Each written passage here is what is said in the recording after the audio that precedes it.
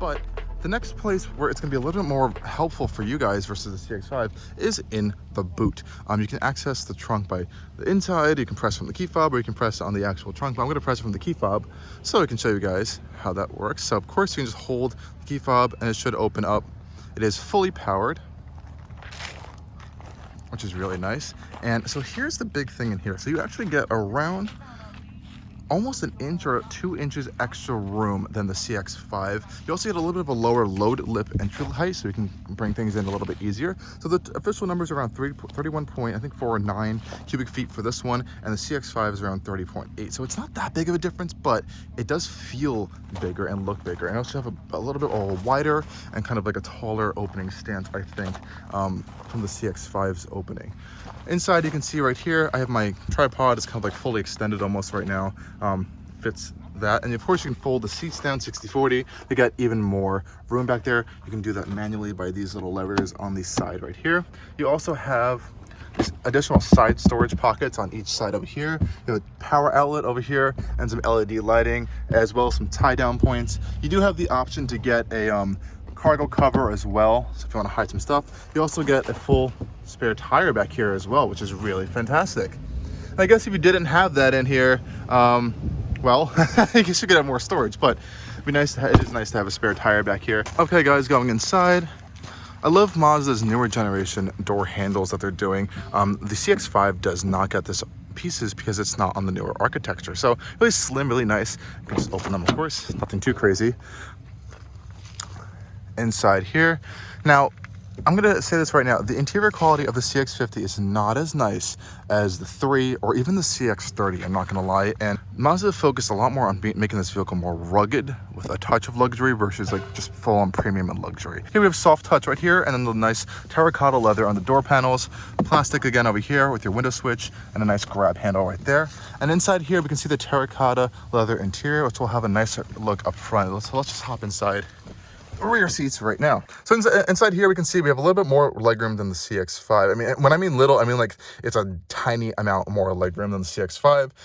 It is fantastic though. You're seated pretty high up in the rear seats, which is kind of cool. You're gonna get this commanding view over the front a little bit, and the seats are really nicely stitched in this kind of nice leather material. A lot of space. No pocket on the driver's side, but you do get a pocket on the passenger side over here. Again, leather, which is really nice. And since we're in the Premium Plus package, we do get the upgraded heated rear seats, 3-stage on both sides. You have climate vents, and then 2 USB outlets back here. No USB-C, unfortunately. You also get a beautiful panoramic roof. This is a first for Mazda, actually, and I think it really opens up this interior. You have a power shade over here that can close it if you want to. There is this giant bar, but honestly, just having these 2 panes of glass really opens up this cabin. Now, the seats themselves are pretty comfortable back here. Again, that nice terracotta leather. Now, when you do upgrade to this package, you're going to get this stitching going across the centerpiece right here. And it is very, very real stitching. You can hear it. It's a little raised up, and it's perforated for the heated seat option as well. It looks really nice. Some people found it to be a little uncomfortable, I think. I don't really notice it, but I guess if you're a little bit more finicky about your seats, you might notice it. Otherwise, it's a very, very comfortable seats back here, actually. I wouldn't mind sitting here for a road trip. They're nice, kind of like sculpted in. You're not feeling like it's flat on the bottom, so that's really fantastic. You have your ISOFIX points right here for car seats. Really easily accessible. Nice stuff there. Just close that up really quickly. And of course, you have a center console here. Again, in the nice leather with 2 cup holders. Really, really nice. This vehicle is wider than the CX-5, so you do feel like you have a little bit more cross room than the CX-5, which I think is fantastic. So let's go hop up in the front seats right now. Now, like I said before, mirrors are closed right now. They are folding on this version. And if you want to, you have the touchpad right here, if you can see it, to unlock the vehicle. And you can just put your hand back here, and it's a touchpad and it'll open it. The CX-5 has the older generation architecture, so you have to press a button to lock and unlock it. There's no touchpad, and I don't think the door handle itself looks as nice as this vehicle. So that's just a weird little thing that I've noticed. Coming inside, Again, we have that really beautiful kind of terracotta look. Now up here, we're gonna get nicer material. So we're gonna get this leather up here with that beautiful stitching, cross stitching going across all the way to the end of the door panels. And I love how even on the dash, this stitching goes into here, folded into the side. So when the door is closed, it looks like it's all one piece. And the shut lines are fantastic on that. Again, another nice accent trim that also carries over into the dashboard. This is padded, which is really nice. And this is a pretty harder material up here, but it's a little bit dampened, better than the rear seats actually. Soft padding over here, more padding, and you get your full climate window switches over here, as well as able to fold your mirrors. Again, that grab handle. Harder, scratchier plastics down here, but this is, of course, this is a more rugged vehicle. They wanted these materials to be easy to clean, and that's what they're going to be for. Cup holder, storage, and I love how the door sills go all the way down to the end over here, so mud will stay on the outside and not get on your legs if you try to open the door, which is really nice. And now we're on the interior of the CX-50, and this is a super nice place to be, I do think, visually, especially with these terracotta leather seats. Again, with that center spine, people have been complaining about. Again, I don't find it too annoying, but some people might find it annoying. And Mazda actually include this cool nylon stitching. It's a nylon rope stitching, or not stitching, kind of like this inlay on the sides of the seats to give them a little bit more durability. That's a really cool, I guess, ruggedized feature they're doing. And I love how this leather piece with the stitching goes across the entire dashboard and then carries into the doors, like I was talking about before. A lot of blocky design elements on this interior. I guess it's carrying with that more rugged theme they're going with. And we also see the Bose audio system, which is pretty good actually. It isn't the clearest audio, but it has a lot of good sound and it fills up the cabin really well acoustically. Just it isn't the clearest audio system, I would say, but I think better than the competitors for sure. Let's start this vehicle up. Of course, easy to do. Put your foot on the brake, start it up.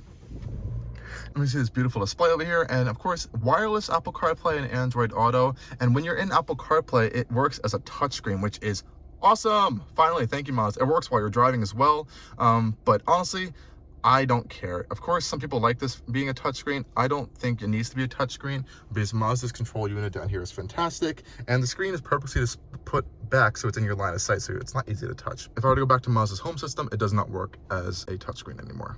Okay guys, so let's take a tour of the rest of the interior. If you've seen my Mazda 3 review, this is a very familiar space. I absolutely love Mazda's steering wheel. It is a fantastic shape, really well sculpted, not too thick, not too thin. It honestly reminds me of kind of like Porsche style steering wheels with the shape and kind of like the sizing design. It's really fantastic. The center display, like other Mazdas, is not very configurable. Of course, we can see sport mode, normal mode, and we have our off-road mode.